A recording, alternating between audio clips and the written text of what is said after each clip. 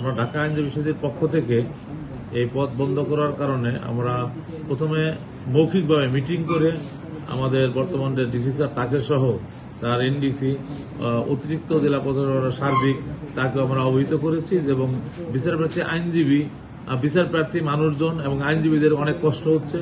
এই ব্রিটিশ আমল থেকে এই ডিসি অফিসের দক্ষিণ পাশ দিয়ে একটা করিডোরের মতো ছিল এবং এখানে অনেকগুলো গেট আছে যেগুলো সবসময় খোলা থাকতো এবং এটা অফিস টাইমে বিশেষ করে সবসময় খোলা থাকতো।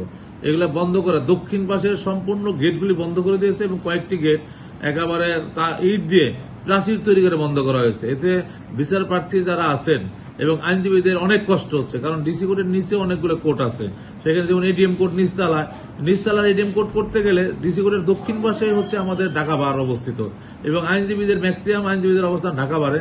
এরা যখন কোর্টটা যায় বহুদূর ঘুরে তাদের এডিএম কোর্টে যেতে হয়, এতে আমাদের অনেক কষ্ট হচ্ছে এবং এছাড়াও আমরা সহজে সিজিএম কোর্ট সিএমএম কোর্টে চলাচল করতে পারছি না এবং ওই যে সিজিএম কোর্ট সিএমএম কোর্ট থেকে আমরা জেলা জজ কোর্টেও আসতে পারছি না, এই শুধুমাত্র এই প্রতিবন্ধকতা তৈরি করার জন্য। অথচ ফ্যাসিস্ট শেখ হাসিনার আমলেও এই রাস্তাটা খোলা ছিল। আমরা বর্তমানে গণতান্ত্রিক সরকারের অধীনে আছি।